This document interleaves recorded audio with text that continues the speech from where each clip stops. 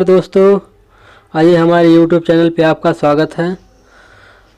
एक और जुड़ी खबर मैं बताने जा रहा हूँ आपको पीएफ के बारे में, जो कि आप लोग जानते हैं, लेकिन कुछ बातें ऐसे हैं जो आपको नहीं पता होगी।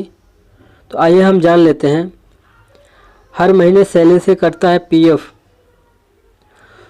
तो आपको मिलेगा ये 7 फ़ायदा। जान लें कौन से फ़ायदे हैं, वो मैं आपको बताऊँगा।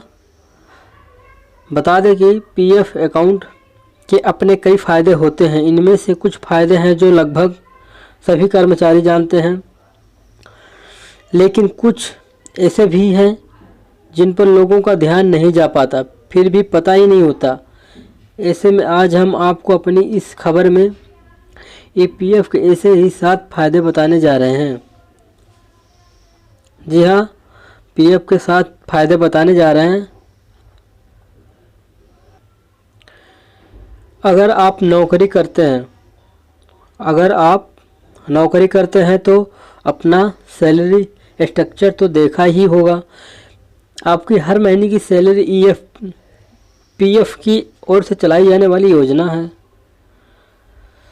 जो कि एम्प्लॉय प्रोवाइड फंड में पैसे जाते हैं। ऑर्गेनाइज्ड सेक्टर के कर्मचारियों के लिए ईपीएफ में हर महीने 12% की कटौती के साथ रिटायरमेंट का पर्स तैयार होता रहता है। रिटायरमेंट बनाने के अलावा भी पीएफ के अपने कई फ़ायदे हैं। इनमें से कुछ फ़ायदे हैं जो लगभग सभी कर्मचारी जानते हैं, लेकिन कुछ ऐसे भी बातें हैं जिन पर या तो लोगों का ध्यान नहीं जाता है या फिर पता ही नहीं होता है। तो हम आपको पीएफ के ऐसे ही जुड़ी 7 फीचर या फ़ायदे के बारे में बताने जा रहे हैं। तो आप लोग जुड़े रहिएगा हमारे पूरे वीडियो में। पहले फ़ायदा के बारे में बात कर लेते हैं। नंबर 1, पेंशन का फ़ायदा। जी हाँ दोस्तों, पेंशन का फ़ायदा। प्रोविडेंट फंड के तहत आपका पैसा दो हिस्सों में जमा होता है। ईपीएफ यानी एम्प्लॉय प्रोवाइड फंड और ईपीएस यानी एम्प्लॉय पेंशन स्कीम। जी हाँ, ईपीएफ एम्प्लॉय प्रोविडेंट फंड और एम्प्लॉय पेंशन स्कीम आपकी सैलरी से जो 12% कटता है, 12% कंपनी देती है। आपकी सैलरी से 12% कटता है और 12% आपकी कंपनी देती है। कंपनी के कंट्रीब्यूशन से पेंशन का पर्स तैयार होता है। हालांकि पेंशन की मात्रता 58 की उम्र के बाद ही होता है और इसके लिए कम से कम 10 साल की नौकरी होनी चाहिए। मिनिमम पेंशन अमाउंट 1000 रुपये होती है। 1000 रुपये प्रति महीना पेंशन होती है। नंबर 2, जी हाँ दोस्तों, नंबर 2, नॉमिनेशन का फ़ायदा। पिछले कुछ टाइम में ईपीएफ ने इस सुविधा के लिए सब्सक्राइबर्स को बार बार नॉमिनेशन करने को कहा। जैसे कि आप लोग जानते होंगे, अपनी कंपनी में काम करते होंगे, तो आप लोगों के जो कंपनी वाले हैं, ठेकेदार वेंडर के थ्रू आपको कहा गया होगा कि नॉमिनेशन करवा लो, ऐड नाम करवा लो। तो उसी के बारे में है नंबर 2 खबर जो है। आप अपने पीएफ अकाउंट से किसी को भी नॉमिनी बना सकते हैं। सब्सक्राइबर की मृत्यु पर नॉमिनी को पीएफ के पैसे मिलते हैं। जी हाँ, अगर सब्सक्राइबर यानी कि जो व्यक्ति काम करता है कंपनियों में, जिनकी पैसे कटती है, अगर हालांकि उसकी अकाल मृत्यु हो जाती है या किसी कारणवश हो जाती है, तो जो नॉमिनी होते हैं उनको पैसे मिल जाते हैं। नंबर 3 की फ़ायदे के बारे में बात कर लेते हैं। वीपीएफ में विनिवेश। ये क्या होता है वीपीएफ? आइए हम जानते हैं इसके बारे में। कर्मचारी ईपीएफ के अलावा वीपीएफ यानी वॉलंटरी प्रोविडेंट फंड में भी निवेश कर सकता है। जी हाँ, आप अपनी बेसिक सैलरी से एक्स्ट्रा कंट्रीब्यूशन पीएफ में डाल सकते हैं, जिससे आपकी सैलरी है 12% कंपनी काटती है, तो आप और भी कटवा सकते हैं अपनी सैलरी से पीएफ। जी हाँ, नंबर 4 की बात कर लेते हैं। पैसे निकालने के नियम। पीएफ से पैसे निकालने के कई नियम हैं। ऐसा नहीं है कि आपने अपनी नौकरी बदली तो आप आराम से ईपीएफ अकाउंट से पैसा निकाल सकते हैं। ऐसा नहीं है। आप तभी पीएफ का पैसा निकाल सकते हैं जब या तो आप 2 महीने से नौकरी नहीं कर रहे हो। पैसे भी ट्रांसफ़र तभी किए जा सकते हैं जब आप नई नौकरी पा लें। जी हाँ, 5वें की बात करते हैं। नंबर 5वां, इसके अलावा आंशिक निकास के भी अपने कई अलग अलग नियम हैं। आप पूरा पैसा नहीं निकाल सकते, लेकिन अकाउंट से कुछ लिमिट तक पैसे निकाल सकते हैं। अपने भाई बहनों की, बच्चे के शादी की या शिक्षा के लिए पैसे निकाला जा सकता है, लेकिन अकाउंट शुरू होने के 7 साल बाद 50% अमाउंट ही निकल सकते हैं। और अपने परिवार में किसी की बड़ी सर्जरी या इलाज में भी पैसे निकाले जा सकते हैं। हाउस लोन चुकाने के लिए, घर बनवाने या ख़रीदने के लिए, घर रेनोवेट कराने के लिए पैसे निकाल सकते हैं। जी हाँ दोस्तों, नंबर 6 की बात कर लेते हैं। नंबर 6, ब्याज। ईपीएफ को आपको हर सालाना ब्याज मिलता है। जी हाँ, हर सालाना ब्याज मिलता है, जो कि कंपाउंड होता रहता है। अभी सरकार आपको ईपीएफ पर 8.15% दर से सालाना ब्याज दे रही है। कितने प्रतिशत? 8.15% की दर से सालाना ब्याज दे रही है। लेकिन ईपीएफ वाले कॉपर्स पर कोई रिटर्न नहीं मिलता है। जी हाँ, कोई रिटर्न नहीं मिलता। आपका जितना फंड जमा होता है उतना ही फंड मिलता है। नंबर 7वें की बात करते हैं दोस्तों। नंबर 7वें की, लाइफ इंश्योरेंस। जी हाँ, लाइफ इंश्योरेंस। अगर आप किसी कंपनी में लाइफ इंश्योरेंस बेनिफिट नहीं है तो वहाँ कर्मचारियों को EDLI, employ deposit linked insurance scheme के तहत लाइफ कवरेज दिया जा सकता है। हालांकि इसमें कवरेज बहुत कम मिलता है।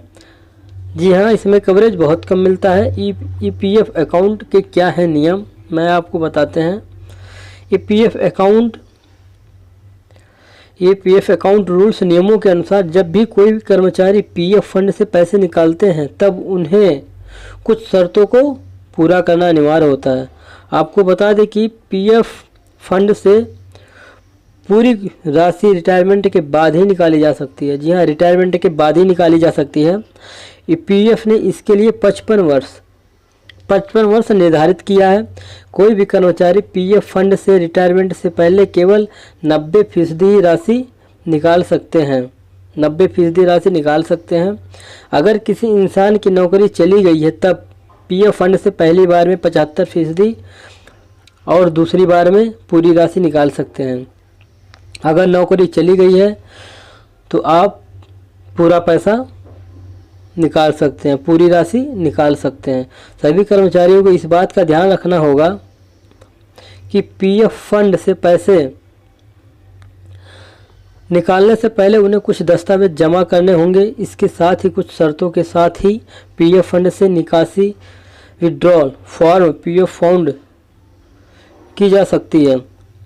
पीएफ अकाउंट पर कब लगता है टैक्स, ये भी मैं आपको बता देता हूँ। जी हाँ, पीएफ अकाउंट पर कब लगता है टैक्स, इसको भी बहुत ज़रूरी है जानना। बात की जाए पीएफ अकाउंट पर टैक्स की तो लगने के तो आपको बता दें कि पीएफ अकाउंट पर कोई टैक्स नहीं लगता। आयकर अधिनियम 80C के तहत टैक्स कटौती का दावा किया जा सकता है। अगर कर्मचारी के योगदान पर जो ब्याज मिलता है या फिर कोई और सोर्स से इनकम आती है उन पर टैक्स लगता है। इसके अतिरिक्त कंपनी द्वारा किए गए योगदान उस पर मिल रहे ब्याज भी पूरी तरह से कर योग्य होता है। अगर कोई कर्मचारी किसी कंपनी में 5 साल से काम करने से पहले पीएफ फंड से पैसे निकालता है तब डीटीएस काटा जाता है। वहीं अगर वह किसी कंपनी में 5 साल जॉब करता है और उसके बाद पीएफ फंड से पैसे निकालते हैं तब उस पर किसी भी तरह का कोई टैक्स नहीं करता है। जी हाँ, कोई टैक्स नहीं करता है। कंपनी ने जमा नहीं किया पीएफ तो कर सकते हैं काम। जी हाँ, अगर कंपनी की तरफ से पीएफ नहीं जमा हो रहा है तो आप ये काम कर सकते हैं। मैं आपको बता देता हूँ कौन से काम है।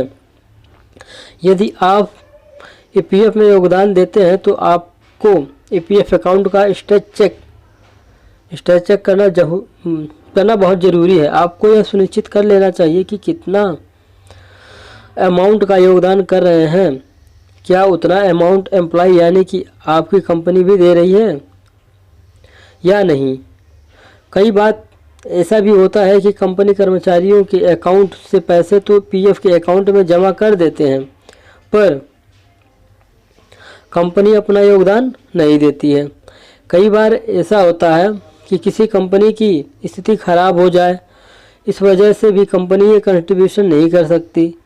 ऐसे में आपको समय समय पर अपने ईपीएफ अकाउंट ज़रूर चेक करना चाहिए। अगर आपको कोई गड़बड़ी दिखती है तो आपके खिलाफ शिकायत भी कर सकते हैं। आइए जानते हैं कैसे।